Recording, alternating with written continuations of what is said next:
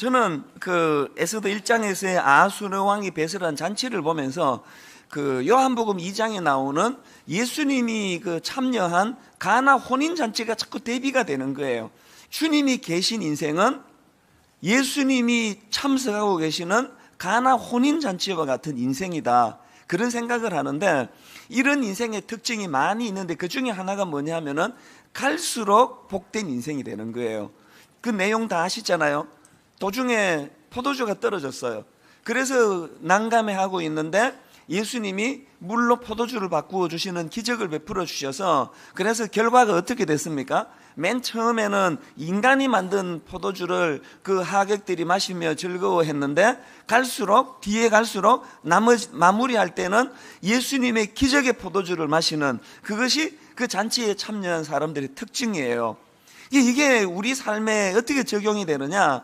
예수님이 함께하는 인생은 가나 혼인잔치의 포도주 잔치집 같은 인생이라는 거예요. 갈수록 좋은 인생. 처음에는 내가 내 인생을 해보려고, 내가 내 인생을 견인하려고 애쓰면서 수고하며 그렇게 살아가는 인생이지만, 우리 인생의 마무리는 예수님의 기적의 포도주, 물로 포도주를 만들어주시는 그 기적을 맛보면서 즐거워하는 인생. 그래서 제 자신이 종종 그 요한복음 2장의 가나 혼인잔치를 또 올리면서 정말 제 자신이 그런 인생인 것 같아요.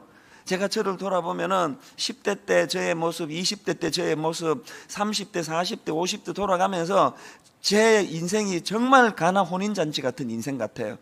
여러분에게도 이런 은혜가 있기를 바랍니다. 내 인생은 주님이 함께 동행하는 인생이기 때문에 아하수에로 왕이 배설한 그 잔치는 처음에는 자기 과시와 허영으로 화려하게 시작을 했는데, 그 마무리가 참 초라하기 짝이 없는 허무, 울분, 분노로 마무리를 짓는가 하면은, 예수님이 함께하는 인생은 가나 혼인잔치와 같아가지고 처음보다 나중이 더 복되고 처음보다 나중이 더 향기롭고, 그래서 여러분 저를 보면은요, 20대 때 저보다 지금이 제 인생이 훨씬 향기롭습니다. 그렇지 않습니까? 전 제 인생이 20대 때보다 30대가 훨씬 더 매력적이었고요. 오죽 매력이 없으면 제가 장가를 그렇게 늦게 갔겠습니까? 하여튼 매력이 하나도 없었던 인생이 40대로 갈수록, 50대로 갈수록 제 60대는 또 얼마나 또 매력적이겠습니까? 주님과 함께 동행하는 인생은 갈수록 향내나는 포도주 같은 인생인 줄로 믿습니다. 자, 이게 그 에스더서를 살펴보면서 제가 가지게 된 그 느낌이고요. 그런가 하면은 이제 오늘 우리가 살펴보기를 원하는 메시지가 뭐냐면은, 사실 이 하나님 없는 인생의 특징이 자기 과시, 또 허영, 또 분노, 이런 단어로 점철된다 그랬는데요, 그럴 수밖에 없는 이유가 있습니다. 왜 하나님 없는 인생이 자기 과시, 허영, 또 분노, 이런 것으로 마무리될 수밖에 없느냐?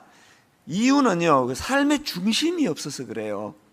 제가 우리 그 교회 목사님들에게, 교역자들에게 종종 이야기하는 게 뭐냐면은, 목회하는데 가장 중요한 거는 중심점을 잡는 거예요.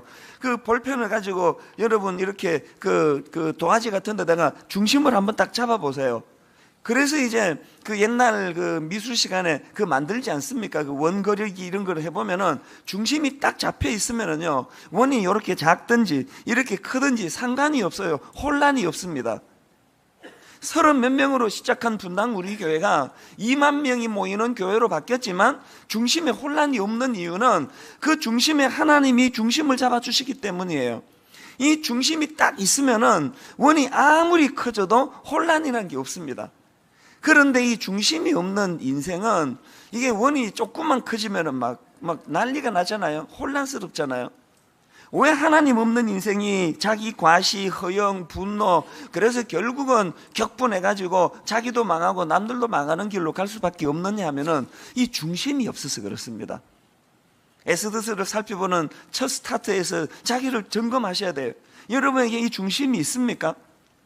여러분에게는 별 혼란이 없는 고요한 인생으로 살아갈 때도 이 중심이 나를 견인하고, 막 외부의 어떤 유혹과 공격과 또 위기가 찾아올 때도 이 중심이 있어서 약간 흔들리다가도 이 중심이 다시 자기를 바로 세워주는 이 중심이 있느냐는 거예요.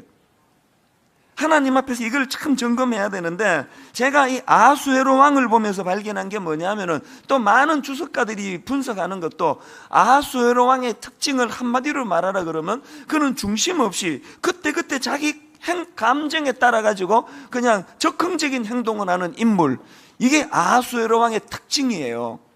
이제 앞으로 그 살펴보게 되겠는데요, 막 뭐든지 적극적이에요. 막 사람 세우는 것도 적극적이고, 또 자기 아내를 버리는 것도 적극적이고. 왜? 중심이 없으니까. 이게 오늘 이 시대 모습 아닙니까? 우리가 하나님 앞에서 내가 가나 혼인잔치, 예수님이 함께하는 그런 가나 혼인잔치 같은 인생이 되기를 원합니다. 이거는 그냥 그 향내나는 포도주 얻어 마시기 위한 것만이 아니고요, 주님이 계시는 인생은 인생의 중심축이 있다는 거예요. 그래서 내가 이런 인생의 중심축을 가지고 있으면 하나님이 나를 크게 쓰셔서 원이 아무리 커져도, 또 하나님이 나를 작은 이런 분야에 맡기셔서 작은 원을 그릴 때도 한결같은 이 원칙을 가지고, 그래서 변함이 없어요. 저는요, 내 생애에서 제일 많이 듣고 싶은 저에 대한 평가는 이거예요. 목사님 참 변함이 없으시네요. 전 이 말이 내 인생의 가장 큰 면류관이라 생각합니다. 30몇 명으로 목회하실 때나 이렇게 큰 교회를 목회하실 때나 목사님은 도대체 변하는 게 하나도 없으시네요. 전 그 얘기를 듣는 게 가장 큰 면류관이라 생각합니다. 왜 변하는 게 없을까요? 원이 이렇게 커지거나 원이 이렇게 작아지거나 변할 수 없는 건 중심축은 변하지 않기 때문이거든요. 그래서 이 아하수에로 왕을 보면은 중심이었기 때문에 그때그때 적극적인 그런 감정에 따라서 행동을 하는 그런 모습을 보여주는데, 자 12절을 한번 보세요. 그러나 왕후 와스디는 내시가 전하는 왕명을 따르기를 싫어하니, 그 다음에 왕이 진노하여 마음속이 불붙는 듯 하도다. 뭐 여기까지는 이해할 수 있잖아요.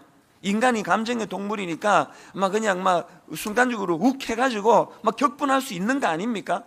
그런데 이 아하수에로 왕이 그 중심이 없다는 게 뭐냐면은, 그렇게 그 아무것도 아닌 일, 자기가 격분해가지고 일어난 그 일을 통제를 못하니까, 중심축이 없으니까 그 일로 자기 아내 왕후를 버리는, 그 폐위시키는 어처구니 없는 자리로까지 몰고 가더라는 거예요.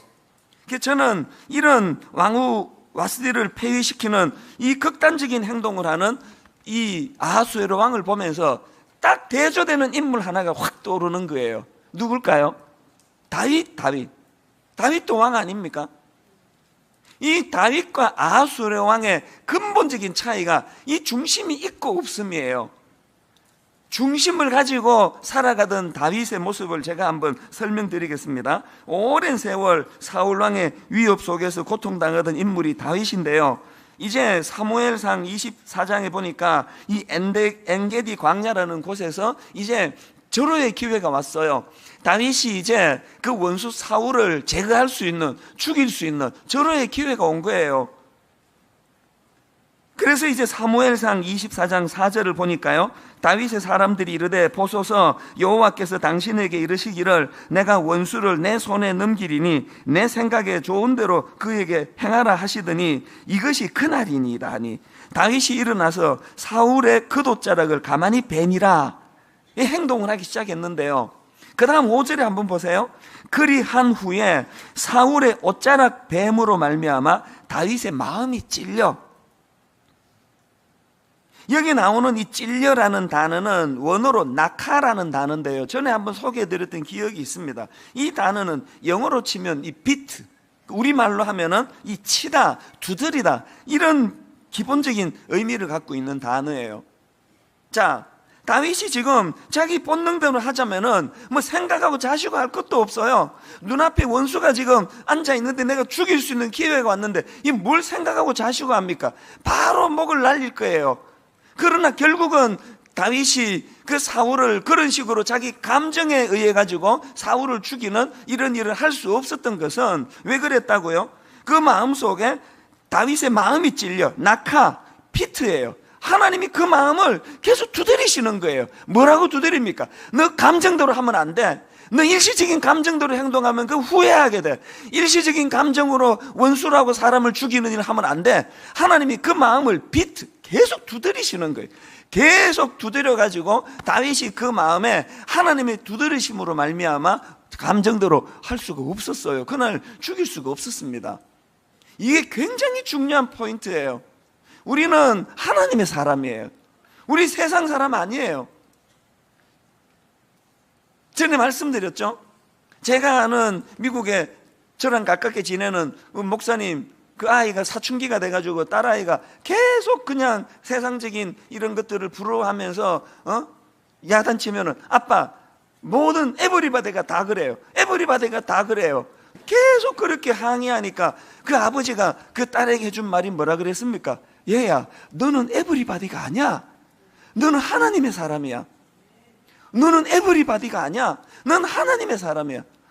저는 그 목사님의 그 권면의 말씀이 잊혀지지가 않아요.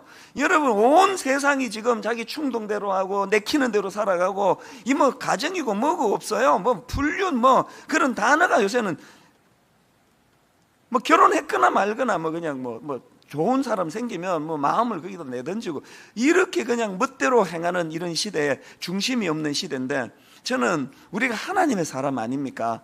여러분 이 땅을 살아가면서 여러분이 그 어떤 이런 다윗과 같은 일이 여러분 앞에 발생될 때 하나님의 두드림이 있습니까? 계속 하나님의 두드림. 저는 사람이 정답을 아는 게 중요하다는 말씀을 자주 드리는데요, 목회를 하는 가운데 제가 옥하는 목사님을 통해서 정답을 내가 보고 배웠지 않습니까? 그래서 목회를 하다가 보면은 이제 좀 인간적으로 눈만 한번 살짝 감으면 이렇게 하면은 참 좋은 일들, 세상적으로 요게 참 이름이 드러나고 할 수 있는 그런 일들을 종종 맞닥뜨리거든요. 그러면 제가 이번에는 정말 눈 한번 찔끔 감고 내가 한번 그렇게 세상적인 거 한번 해봐야 되겠다라고 요렇게 기울면은 제 마음에 이 하나님의 두드림, 여기서 말하는 낙하, 이게 계속 제 마음을 두드려요. 네가 정답을 알잖아. 네가 정답을 아는데 그렇게 행동하면 돼? 네가 정답을 알고 있으면서 그러면 안 되는 거잖아. 계속 제 마음을 두드리시기 때문에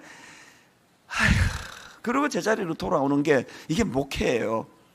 오늘 첫날 여러분, 우리가 아하수에로 왕의 이 중심 없이 자기 감정에 내키는 대로 살아가는 그 인생을 보면서 우리는 아하수에로 왕의 모습이 아니라 중심을 갖고 살아가던 이 다윗의 모습, 그래서 다윗이 하나님에게서 날마다 경험했던 이 낙하, 그 마음이 찔려 이 치다, 두드리다.